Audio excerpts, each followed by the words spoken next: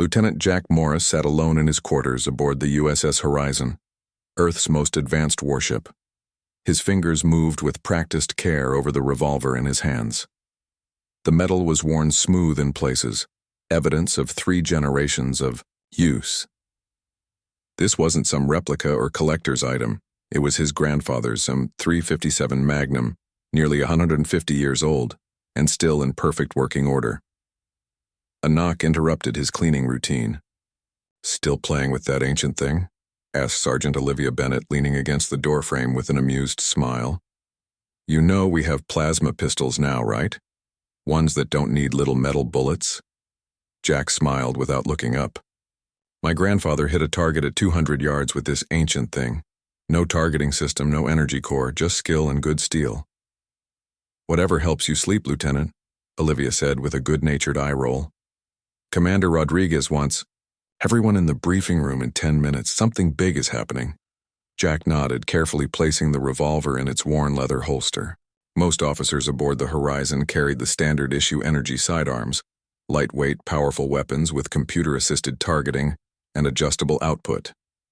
Jack carried one too, but the old revolver always rode on his other hip. His fellow officers had stopped questioning it after seeing him at the shooting range. There was something unsettling about watching someone hit perfect bullseyes with a weapon older than everyone on the ship.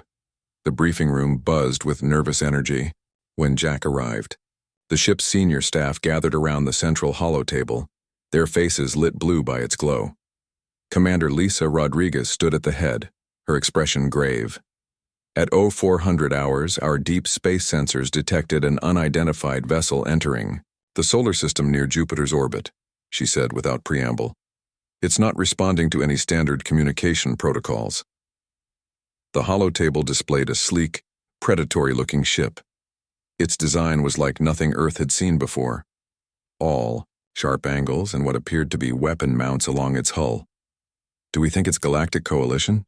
asked Captain Daniel Foster, referring to the loose alliance of alien civilizations that had made contact with Earth 15 years ago. Rodriguez shook her head. "Coalition vessels always broadcast identification. Intelligence suggests this might be a Zorvak scout." A tense silence fell over the room. Everyone knew about the Zorvak, though no human had ever seen one. The Coalition described them as aggressive expansionists who considered themselves superior to most other species.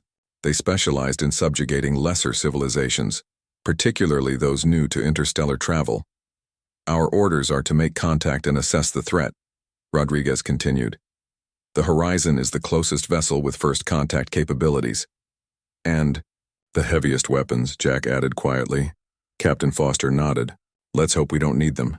Prepare for intercept course, first contact protocols, but I want all systems at combat readiness." 3 days later, the Horizon matched velocity with the alien vessel. Up close, it was even more intimidating, nearly twice their size with what were unmistakably weapon ports along its hull.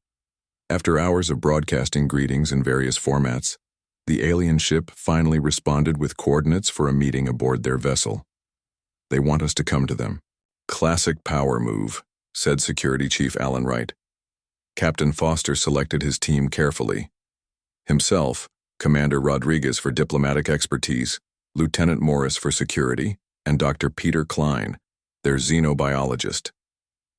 The rest of the crew would remain on high alert aboard the Horizon.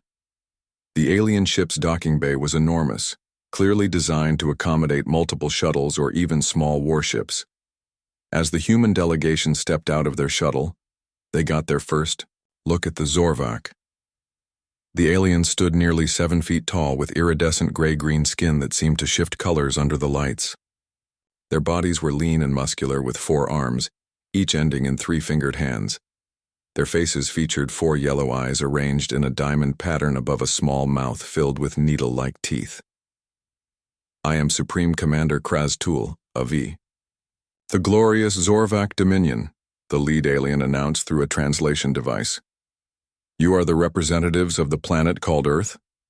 Captain Foster stepped forward. "I am Captain Daniel Foster of the United Earth Defense Force vessel Horizon. We welcome you to our solar system and hope for peaceful relations between our peoples." The alien's upper eyes narrowed. Your vessel carries coalition technology. You are not coalition members.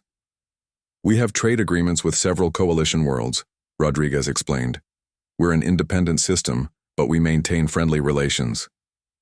Independent, Kraztul repeated, the translator giving the word a dismissive tone. Yet you use weapons and shields you did not develop yourselves. Purchase power is not true power. Jack tensed, his hand unconsciously drifting toward his holstered revolver. Something about the alien's posture reminded him of predators he'd encountered on Earth, the coiled readiness before a strike. They were escorted to a large chamber that seemed to serve as both throne room and command center. Along the walls stood more Zorvak, each heavily armed with sleek energy weapons that made the humans' coalition-supplied arms look primitive by comparison. The discussions that followed were tense. The Zorvak asked probing questions about Earth's defenses, population centers, and resource distribution. They offered little information about themselves in return. Your species is young, Kraztul said after several hours. You have barely left your cradle, yet you play with technologies you cannot possibly understand. This is dangerous. We understand them well enough, Foster replied evenly. Our scientists have made significant improvements to several coalition designs. This seemed to amuse the alien commander. Improvements? You polish gifts and claim craftsmanship. He gestured to his officers. Show them our true technology. One of the Zorvak approached with what appeared to be a small disc. At a gesture, from Kraztul, the device activated, projecting a holographic display of a planetary system Jack didn't recognize. They watched in horrified silence as energy beams from Zorvak ships reduced the planet's surface to molten slag. This was the homeworld of the Tellarites, Kraztul said casually. They also believed themselves ready for the stars. They were wrong. Before anyone could respond, alarms began blaring throughout the ship. Zorvak officers rushed to their stations.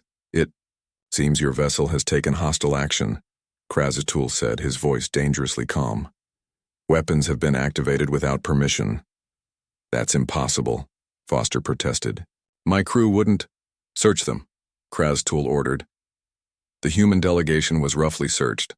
When a Zorvak warrior reached Jack, he discovered both the standard-issue energy pistol and the revolver. This one carries 2 weapons, the warrior announced, holding up Jack's revolver with evident disgust, including some kind of primitive projectile launcher. Kraztul approached, examining the revolver with all 4 eyes. You bring such outdated technology to a diplomatic meeting? This fires physical projectiles, does it not? Jack met the alien's gaze steadily. It was my grandfather's. The Zorvak commander let out a sound that might have been laughter. Your species still clings to such inefficient tools? Our kind abandoned such weapons centuries ago. Sometimes the old ways work just fine, Jack replied quietly. Kraztul handed the revolver to an aide with obvious disdain. Return to your ship. Tell your leaders the Zorvak Dominion has deemed your world worthy of attention. We will determine whether you serve better as allies or subjects. As they were escorted back to their shuttle, Jack glanced over his shoulder. The Zorvak officer was still examining his revolver, turning it over with a mixture of curiosity and contempt. Jack had a sinking feeling he'd be needing that gun back very soon. 3 weeks passed since the tense first meeting with the Zorvak. More alien ships arrived in the solar system each day. They positioned themselves near key points: Mars orbit, the lunar colonies, and asteroid mining stations. Earth's governments attempted to maintain diplomatic relations despite growing concerns.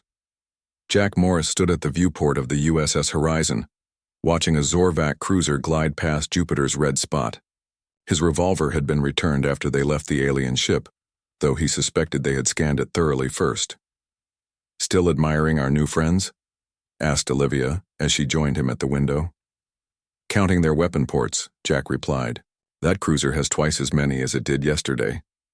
Captain Foster had placed the Horizon on constant alert status. Half the crew slept in their uniforms, ready to respond to trouble at a moment's notice. Military vessels from Earth and Mars had formed a defensive perimeter, but they were outnumbered 3-1. Lieutenant Morris to engineering, urgent. came Chief Engineer Samantha Wells's voice over the intercom. Something in her tone sent Jack running. He found Sam in a maintenance tunnel, her face streaked with sweat and grime. She pulled him into a small storage room and shut the door. "I found something," she whispered, checking that they were alone. "The Zorvac representatives who toured our ship last week. They planted devices all over our systems." She showed him a small metallic disc no bigger than a coin. "There's some kind of technology disruptor. I've found 17 so far." "Have you told the captain?" Jack asked, examining the device. "I was about to, but..." A loud thud outside the door cut her off. Jack pulled Sam behind a storage container as the door slid open. Two Zorvac warriors stood in the doorway, their forearms each holding a different weapon. "The human female has discovered our preparations," one said to the other. "Supreme Commander Kraztul must be informed." Jack drew his standard-issue energy pistol and fired, but nothing happened. The weapon's power indicator was dark. "Your energy weapons are useless, human," the Zorvac said with a hissing laugh. "Our disruptors have been active for the past hour. All your advanced technology is now disabled." Sam grabbed a wrench from her tool belt and threw it with surprising accuracy, hitting one alien in the face. Jack used the distraction to tackle the other, but the Zorvac's forearms gave it an advantage in close combat. "Run!" Jack shouted, to Sam. "Warn the others." Sam bolted past them while Jack fought to keep the aliens occupied. One of them fired an energy weapon that still functioned perfectly, hitting Jack in the shoulder. The pain was intense, but he managed to break free and run in the opposite direction from Sam. The ship's emergency lights suddenly flashed red. The intercom crackled with Captain Foster's voice. "All hands, battle stations. This is not a drill. We are under attack." Jack felt the ship shudder as something struck its hull. He made his way to the armory, clutching his burned shoulder. Inside, crew members were discovering that most of their weapons wouldn't activate. "Nothing's working," a young ensign said, panic in his voice. "Plasma rifles, energy pistols, they're all dead." Jack reached for his revolver, checking that all 6 chambers were loaded. "Not everything," he said. Commander Rodriguez appeared at the armory door. "The Zorvac have activated some kind of technology that's disabled our energy weapons and shields. Their fleet is attacking Earth defensive positions. They've already destroyed 3 orbital platforms." "What about conventional weapons?" Jack asked. Rodriguez looked thoughtful for a moment. "Projectile weapons aren't affected. Captain Foster has ordered us to break out the relics." She opened a secure cabinet at the back of the armory. Inside were weapons that looked like they belonged in a museum. Rifles, shotguns, and handguns that fired physical bullets. Emergency backups kept more out of tradition than necessity. "Most of the crew hasn't trained with these," Rodriguez said, distributing the weapons. "But you have, Lieutenant Morris." Jack nodded.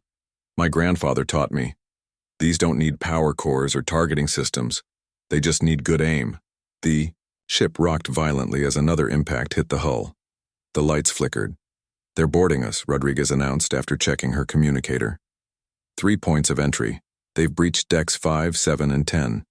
Jack distributed ammunition to the nervous crew members. "Aim center mass, control your breathing, and remember, these aliens have never fought against projectile weapons before." "How do you know?" asked Olivia, checking the rifle she'd been handed. "The way they handled my revolver," Jack explained. "Like it was a primitive curiosity. They've forgotten what these can do." Captain Foster's voice came over Jack's communicator. "Morris, get to Deck 7. Chief Engineer Wells is trapped with critical information, and the Zorvac are closing." Jack loaded extra ammunition into his pockets and headed for the nearest stairwell. The elevators were disabled along with most other systems. He encountered his first Zorvac warrior on Deck 6. The alien stood nearly 7 feet tall, covered in sleek armor that probably deflected energy weapons perfectly. It raised a glowing rifle, targeting Jack with confident precision. Jack raised his revolver and fired first. The bullet struck the Zorvac directly in the chest. The alien looked down in shock as dark fluid leaked from the hole in its armor. It collapsed to the deck, dropping its weapon. Jack stepped over the fallen alien and continued toward Deck 7. He encountered 2 more Zorvac warriors along the way, both equally surprised when his primitive weapon punched through their advanced armor. He found Sam barricaded in a small control room, surrounded by 5 dead Zorvak. She held a standard maintenance hammer, its head coated with alien blood. "I found something else," she said without preamble. "Before the systems went down, I discovered what these disruptors actually do." She showed him a data tablet that still functioned on its isolated power supply. "They don't just disable our technology, they emit a specific energy signature while doing it. It's like they're broadcasting their location." "Why would they want us to know where their devices are?" Jack asked, confused. "Not for us," Sam explained. "For them. The disruptors create a perfect targeting grid. They know exactly where to hit us because they can see exactly where their devices are." The ship shook again as another impact struck nearby. "We need to get this information to Captain Foster," Jack said. "But first, we need weapons for the engineering crew." Sam pointed to a storage locker. "There's something in there that might help." Jack opened the locker to find tools, maintenance equipment, and an antique shotgun. "It belonged to my great-grandmother," Sam explained with a small smile. "I keep it as a good luck charm. Captain Foster knows about it. He lets a few of us old schoolers keep our family heirlooms. Today that good luck charm might save the ship," Jack said, checking that it was loaded. From all around the horizon, reports began coming in. The Zorvak boarding parties were meeting unexpected resistance. Their armor, designed to deflect energy weapons, provided little protection against bullets and physical attacks. They've never been shot at with bullets before, Sam realized. Their entire defense system is built around stopping energy weapons.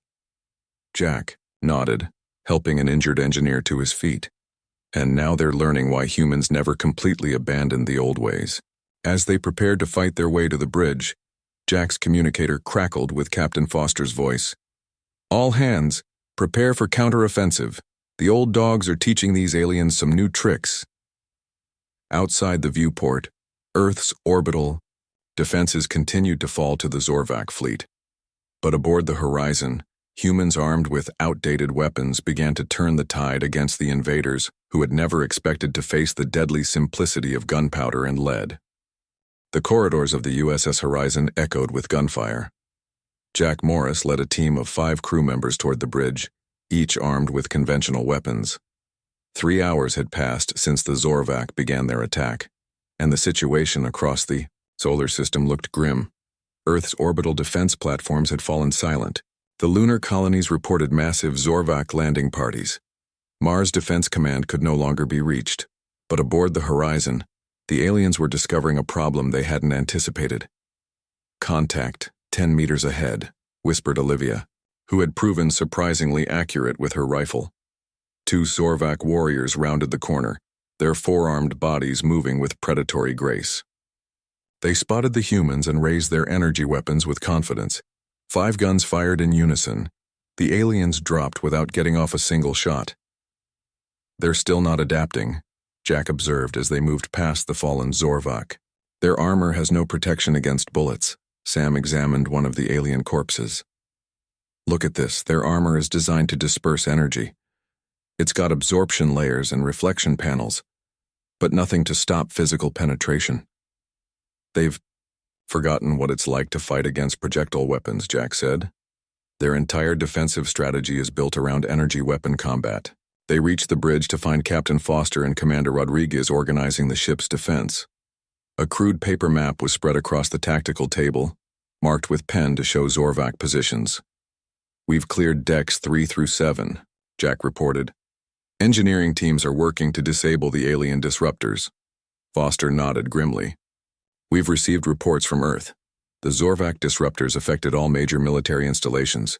Most of our advanced weapons are useless, but people are fighting back." He pointed to a communications screen where messages scrolled by. "Rural areas, hunting communities, places with lots of conventional weapons, they're holding their own. The Zorvak weren't prepared for millions of humans with firearms." Jack studied the tactical display. The Horizon had suffered heavy damage but remained operational. 3 other Earth ships were visible on the scanner, all fighting despite their disabled systems. "Sir, I need to get to Earth," Jack said. "The Resistance needs to know what we've learned about the Zorvak vulnerabilities." Foster was quiet for a moment. "Take Shuttle 2, It's old enough that it barely has any systems for the disruptors to affect. And take Chief Wells with you. Her knowledge about these alien devices could be crucial. As Jack and Sam prepared the shuttle, a message came through from Earth. It was patchy and filled with static, but the words were clear. Colorado front holding, conventional weapons effective, requesting military support in Denver region.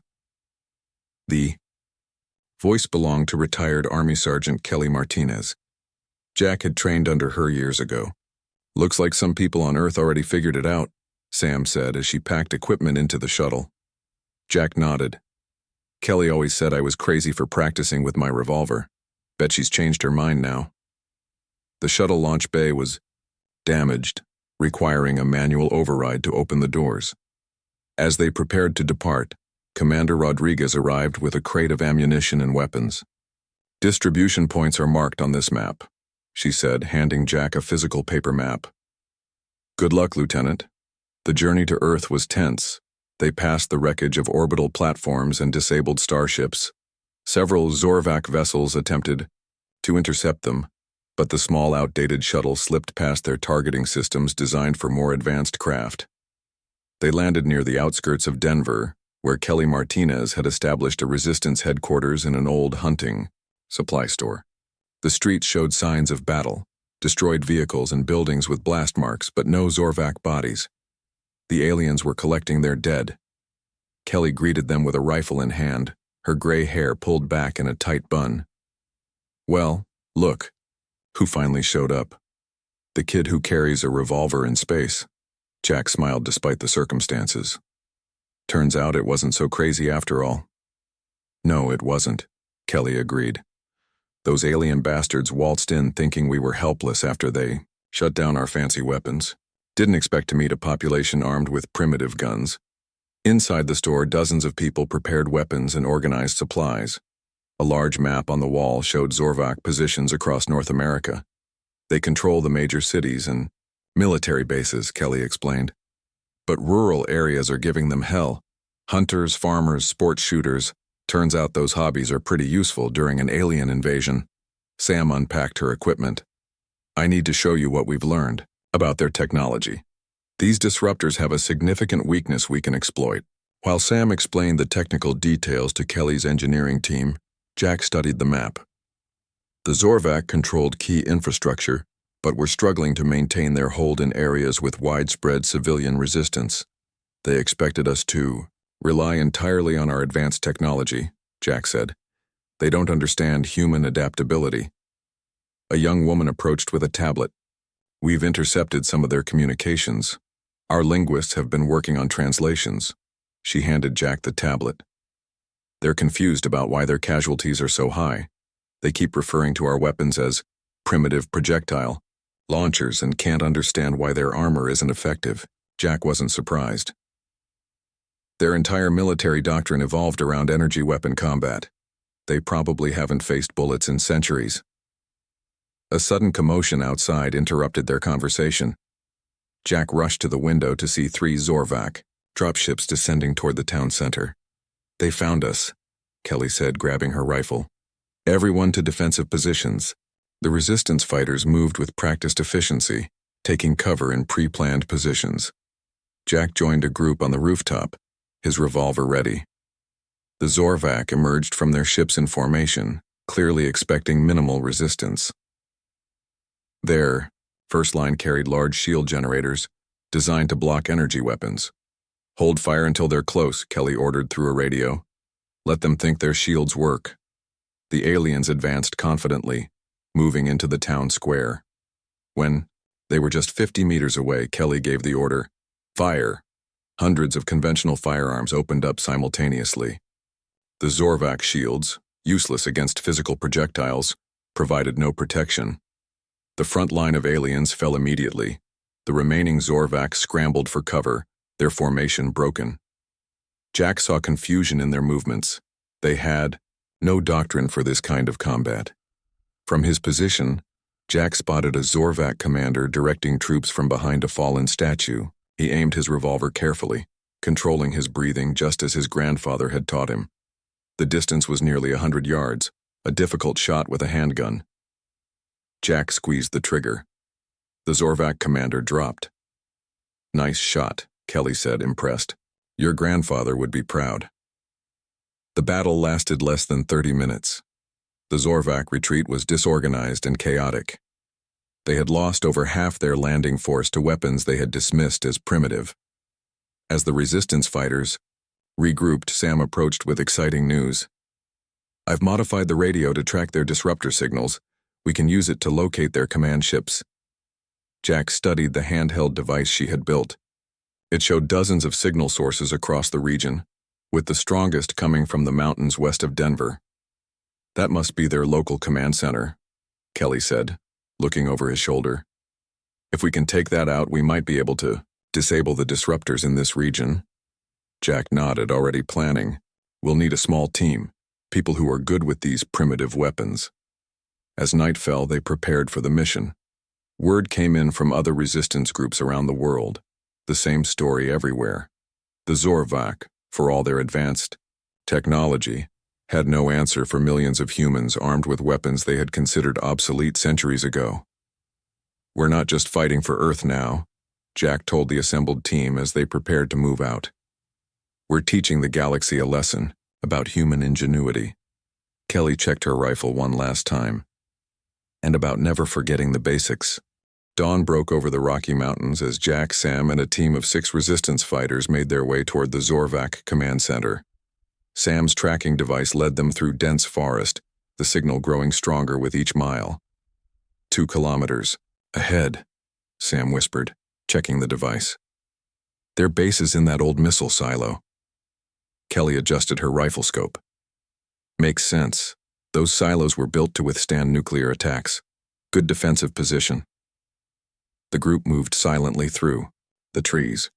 Each member carried conventional weapons, rifles, shotguns, and handguns. Jack's revolver hung at his side, its weight oddly comforting in this world of failing technology. "Movement at 2 o'clock, one of the fighters whispered. Through the trees, they spotted a Zorvac patrol, 5 warriors moving in formation. The aliens were being more cautious now, keeping their distance from each other and scanning constantly. "They're learning," Jack observed. "They've started adapting to projectile weapons." "Not fast enough," Kelly replied. She signaled to her team, and they took position behind trees and rocks. The patrol passed within 20 meters of their position. Kelly gave a hand signal, and 7 weapons fired simultaneously. The Zorvac never had a chance to react. Sam examined the fallen aliens. Their armor's different, thicker plates overlapping sections. She tapped a new addition to their helmets. "And these look like primitive ballistic visors." "Improvised protection," Jack said. "They're adapting with what they have on hand, but they weren't prepared for this kind of warfare." They reached a ridge overlooking the missile silo by midday. The old military facility had been converted into a Zorvac base, with alien ships parked nearby and strange equipment set up around the perimeter. "There's the main disruptor array," Sam said, pointing to a tall structure pulsing with blue light. "It's coordinating all the smaller disruptors in this region.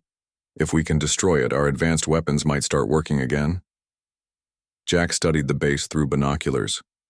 "Heavy security. At least 30 warriors that I can see. And we're just 8 people with hunting rifles," one of the fighters said nervously. Jack smiled. 8 people they don't know are coming. They waited until dusk to make their move. As light faded from the sky, Sam activated a small device she had built from parts in her toolkit. "This should interfere with their motion sensors for about 10 minutes, she explained.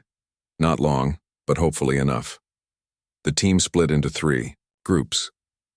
Kelly led 3 fighters to secure their escape route. Sam took 2 others to approach the disruptor array. Jack would create a diversion on the opposite side of the facility. Jack moved through the shadows, staying low and avoiding open ground. He reached the perimeter fence and cut through it with wire cutters. The Zorvac had added their own security measures, energy barriers and sensor fields, but they relied on technology that their own disruptors had rendered unstable. Finding a fuel storage area, Jack planted small explosive charges, old-fashioned dynamite that needed no electronic components to function, He set a 5-minute fuse, lit it, and quickly moved away. The explosion rocked the base. Alarms sounded as Zorvac warriors rushed toward the fire. Jack used the confusion to move closer to the central building, picking off isolated guards with his revolver. Over his radio, he heard Sam's voice. "We're at the array, beginning placement of charges." "Hurry," Kelly added from her position. "They're calling for reinforcements. Dropships inbound 5 minutes out." Jack worked his way toward the command center, planning to link up with Sam's team after they destroyed the disruptor array. He entered a side door, finding himself in a corridor lined with alien technology. Ahead, 2 Zorvac officers studied a holographic display. They hadn't noticed him yet. Jack raised his revolver, but before he could fire, a door behind him opened. A third alien entered, spotting him immediately. The alien shouted something in the Zorvac language, reaching for a weapon. Jack fired twice, hitting both the newcomer and one of the officers. The remaining officer dove behind a console, returning fire with an energy pistol. Energy bolts scorched the wall near Jack's head. He rolled to cover, counting shots. The Zorvac weapon seemed to require a cooling period after several rapid shots, another weakness of their advanced technology. When the firing paused, Jack leaned out and squeezed the trigger. His bullet found its mark and the alien collapsed. Jack moved to the holographic display. Though he couldn't read the alien language, he recognized Earth on the tactical map.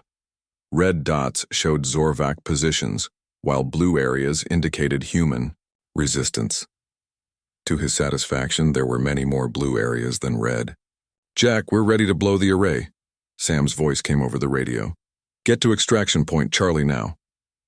"On my way," Jack replied, but as he turned to leave, the display changed. A new image appeared, a massive Zorvac vessel approaching Earth. Even without understanding the details, Jack could tell this was something important. "Sam, wait," he said urgently. "I'm in their command center. There's something you need to see." "We don't have time," Kelly cut in. "Reinforcements are 3 minutes out." Jack found a data storage device on one of the dead officers. He inserted it into the console, hoping it would copy whatever was on the display. "Jack, we have to move now," Sam insisted. "Almost done," Jack replied, watching as alien symbols flashed on the device. When it beeped, he grabbed it and ran for the exit. Outside, chaos had spread across the base. The fire from Jack's explosion had reached a weapons cache, triggering secondary explosions. Zorvac warriors ran in all directions, trying to contain the damage. Jack sprinted toward extraction point Charlie, a small clearing half a kilometer from the base. He was halfway there when Sam detonated the charges on the disruptor array. The explosion was massive, far larger than expected. A shockwave knocked Jack off his feet. The night sky lit up with blue-white light as the array collapsed in on itself. When Jack reached the extraction point, he found Sam and Kelly waiting anxiously. "What happened?" he asked, noticing Sam's worried expression. "The disruptors were linked to their power core," she explained. "When we destroyed the array, it triggered a chain reaction. The whole base is going to go up." As if to confirm her words, a low rumble began beneath their feet. The old missile silo, designed to launch nuclear weapons, now contained an alien power source about to explode. "Run!" Kelly ordered. They raced through the forest as the rumbling grew louder. Behind them, a column of blue light erupted from the base, shooting hundreds of meters into the sky. The explosion that followed flattened trees for kilometers in every direction. The team was thrown to the ground by the shockwave, ears ringing from the tremendous sound. When Jack regained his senses, he looked back to see nothing but a smoking crater where the Zorvac base had been. "Everyone alive?" Kelly called out, checking her team. Remarkably, they had all survived, though not without cuts and bruises. Sam checked her instruments. "The disruptor field is down. All Zorvac technology in this region should be offline." Jack handed her the data device he had taken. "I grabbed this from their command center. It showed something big coming toward Earth." Sam examined the device. "I can't read their language, but we have people at headquarters who might be able to decrypt this." As they made their way back to Denver, they received reports from around the world.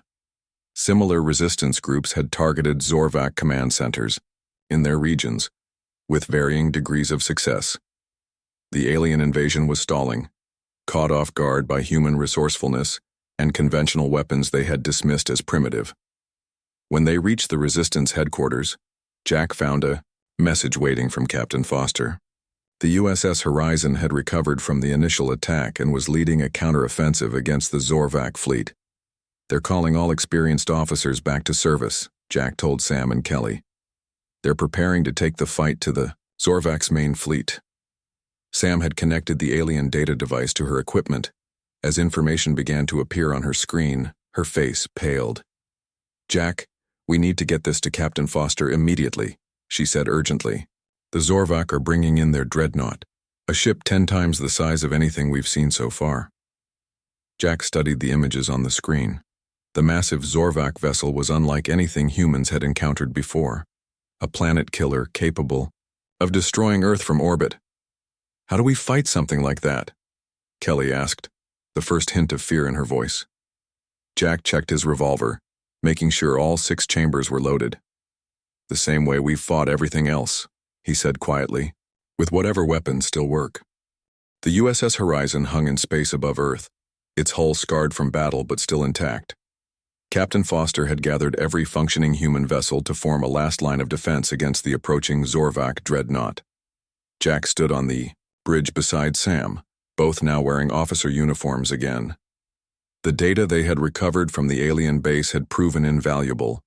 It contained not just information about the dreadnought, but details of Zorvac fleet movements and communication protocols. "The dreadnought will exit lightspeed in approximately 1 hour," Commander Rodriguez announced, studying the tactical display. "Current projections show it will arrive with an escort of at least 20 cruisers."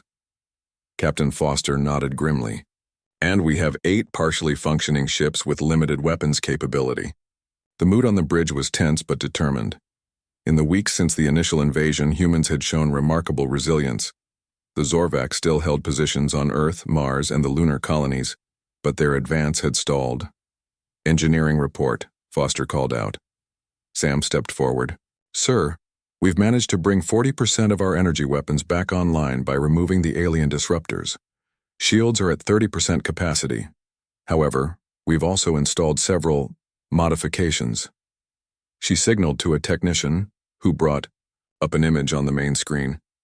It showed large mechanical weapons mounted on the Horizon's hull. "Are those what I think they are?" Rodriguez asked, surprised. Sam nodded.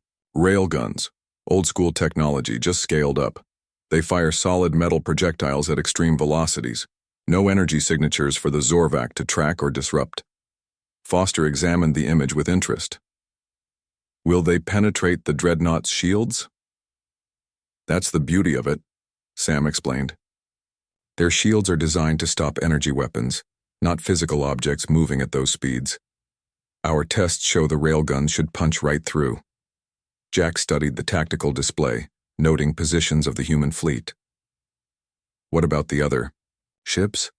"All equipped with similar modifications," Foster replied. "Every ship in the fleet now carries conventional weapons alongside their recovering energy systems." The hours passed quickly as final preparations were made. When the alert finally sounded, everyone on the bridge tensed. "Zorvac fleet dropping out of light speed," Rodriguez announced. "Dreadnought confirmed. It's enormous." The main screen showed the massive alien vessel emerging from light speed. It dwarfed everything around it, a city-sized warship bristling with weapon ports.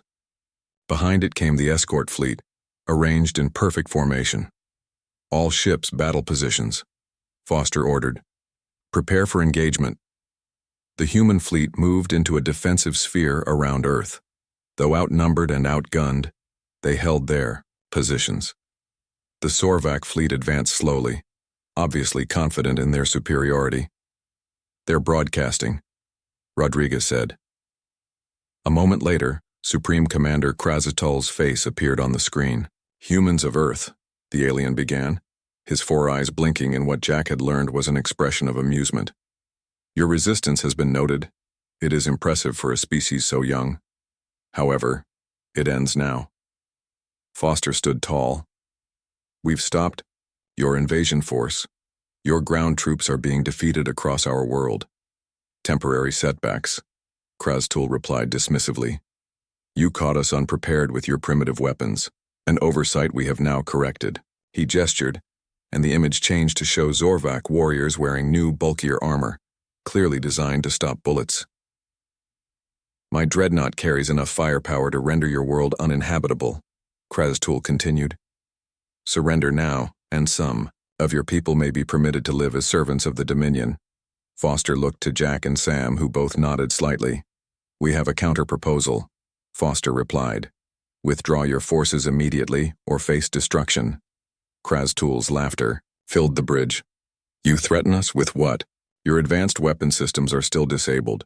Your primitive projectile weapons cannot reach us in space. Foster smiled. We'll see about that. End transmission.